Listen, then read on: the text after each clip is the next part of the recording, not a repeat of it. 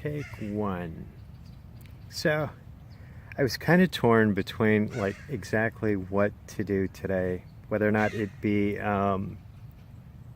like my mental mindset and where I'm at now in the space that I'm in, and the reason that I can keep on with a really good attitude through everything that's happening right now, or given everything happens for a reason. So I honestly, I think that what we're going to do is we're going to do both, but not both today. I think today what we'll do is we'll get into a mental mindset and appreciation for what we have as um, skills, things and stuff, because I think that's extremely important. Um,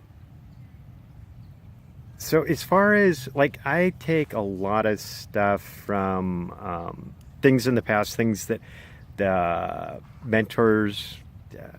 You can have a mentor that's like dead, past, and gone through anything that you have. I like Napoleon Hill, people that were movers and shakers across the world. I take certain aspects from just about everybody that's made it some kind of drastic impact on the human race in a positive light. So, like Walt Disney, and don't get me like, the specifics of the story aren't nearly as important as the the meaning behind it. So, like, if I get some numbers wrong or quotes aren't exactly right, don't worry about that. It's the spirit of the quote and the message that it's trying to give, as opposed to, no, it was 105 instead of 123, or it was, 9,999 instead of 1,000. And I'll kind of go into a little bit more on that when, oh God, I'm going off under a rant, but as far as mindset goes, I have a huge appreciation for the skill sets that I've been given just by being born. I like people. I like to think that I communicate well, and I love business, like business and numbers, and um, I like the aspects of what it takes to like make money, like profit margins and the psychology of business and the thinking behind it. Hell, just the new of a business, just to adapt to different um, business scapes or where the economy runs. Because like today, the job world's not the same as it was yesterday. Like, people have to adapt. Um, you're going to have a lot more people moving to online type businesses because the storefront, the brick and mortar stuff is gradually going away. I mean, people are um, telecommuting, so to speak, nowadays. Amazon business, Shopify's, God, you name it. There's Odesk, people actually just doing their services to do anything, logos, everything. Well, I shouldn't say everything, but a lot more has been done or being done online now than what was currently required to have a brick and mortar. Hell, if you have just about anything, I think that, like, given enough tenacity and enough apps and everything, you could do almost everything on like this phone, this one right here, or any phone for that matter. Like, I wouldn't doubt that you could actually do like web design on a phone now, because I was thinking about a lot of stuff, and I know I'd done a video on like the fact that I have a tablet, this phone to do the recording. I got a car, I go and get internet from just about anywhere. I was thinking, I could probably, and I will in the future. I think what I'm going to try and do is do this um, case study, I guess, trial error, show people like literally I have nothing except for like, I don't know, maybe we'll put some qualifications on it. Maybe I can only have a phone, and then show what a person can do with just the phone. That would be cool. I think that would be really cool just to get somebody started.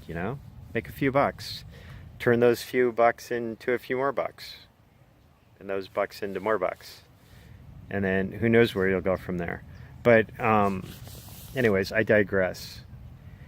I think an important part of when you feel challenged in your life, whether it be that, like in my case, living out of a car, trying to build a business at the same time,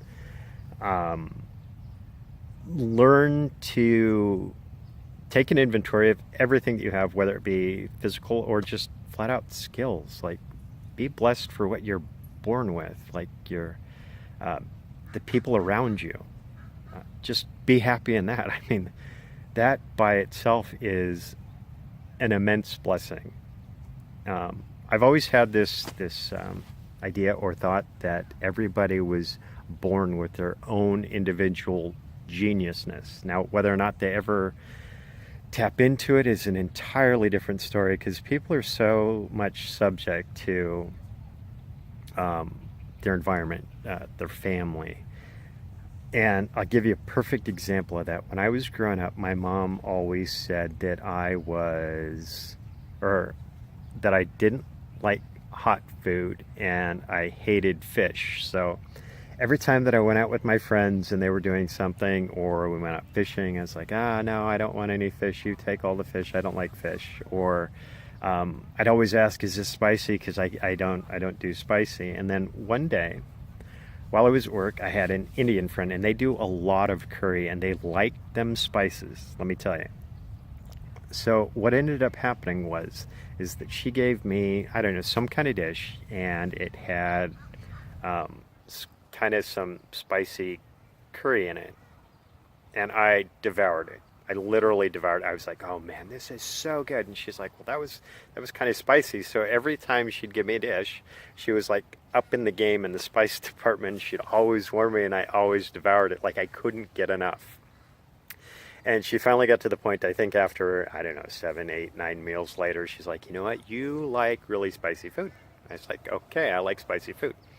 Then we were out to lunch, and oddly enough, she tried to,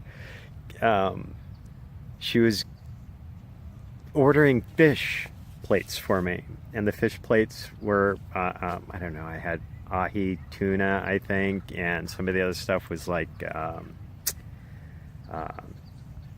had a lot of salmon. Salmon was good, and she kept on saying, well, this is fishy, this is fishy. And I was like, this doesn't taste fishy at all.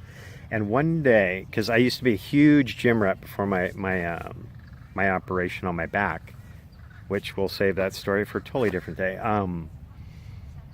She saw me eating cans of tuna, like straight out of the can. I was just like chewing up tuna, because I couldn't find another food source that would give me the amount of grams of protein that I supposedly needed. And she's like, you're eating that and you don't like fish? I was like, yeah, we don't like fish. And she's like, that's like the fishiest fish that somebody could possibly eat. So I'm letting you know this because I came to a realization that it wasn't me that didn't like it. It was the impressions that my mom had impressed upon me from like a child. And that's when I started changing my mind shift to, I'm going to find out things on my own. I'm going to find my skill sets and my likes and my dislikes, and they're going to be all because I've decided that I like them or dislike them. And now I have this phrase, I'll try anything at least once. I don't care what it is. Because I'm always amused by the people that like eat this food, they'll eat it, and they'll say, oh, what is this? And they'll say, oh, it's chilled monkey brains. And they'll be like, oh, that's gross. But like 2 seconds earlier, you just couldn't get enough of those chilled monkey brains, you know? Not that anybody's eating chilled monkey brains, but you get the point, right? So take stock of what you like, or start pausing actually, and find out what thoughts are yours and what were impressed upon you by environment or situation, or just flat out, just in general, maybe the circle of friends that you have.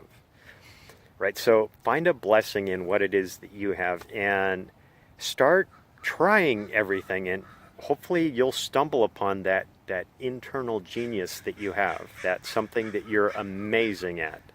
And then once you find out what it is that you're amazing at, because you, right there, you are amazing at something. I can absolutely guarantee it. You're truly amazing at something. Then you just have to pause, think, brainstorm. Brainstorm with some people that are very open-minded. Because you'll find that that sometimes it just takes the right group of people to start opening your mind to different perspectives. It's kind of like a kid. You take a jigsaw puzzle, a big one, right? It's got this awesome picture of and you got this little girl, and it's a picture, and it's all put together, and it's this bunny rabbit with this huge Easter egg. And she sees the picture, and it makes her so happy, right? And then the next day, you take that jigsaw puzzle and you just bust it up in all kinds of pieces and put it all over the floor. And she comes out, and she doesn't understand, like, what happened to her picture. She just doesn't get, all the pieces are right there in front of her, but she doesn't understand it. Like, this is how you put them together. This is what you do. And so sometimes it just takes that one person taking that jigsaw puzzle right before her eyes and place it right next to another one. And then all of a sudden the light slit, the light switch flips, and she like puts her own jigsaw puzzle together, and then she finds the bunny rabbit again. So what I'm saying is sometimes your environment will have all of the pieces that you'll need. All of them. But you're just not looking at them in the right perspective, if that makes sense. So try just, and if you have a bunch of people around you and all of them are saying, no, don't do this, don't try that, you're not going to like it, I did that, try it for yourself. And then try finding new associations. Because I tell you what, life is amazing with the proper associations. It absolutely is. I don't know, and like do it until you break it, and then do it again.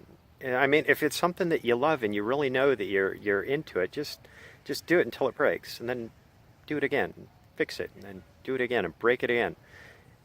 And because you've got amazing people. What was it? I think it was Walt Disney. Walt Disney got turned down for Disneyland. He was trying to get a loan to build Disneyland, of all things. Could you imagine the world without a Disneyland?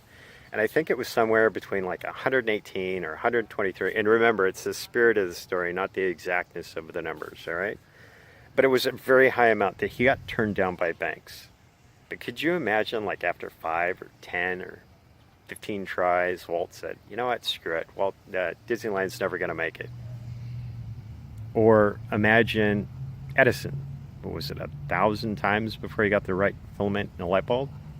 Imagine if he gave up at like $4.99 or $500 because somebody said, you know, Thomas, hey, Tom, dude, time to, like, chill. You've invested way too much time and way too much money.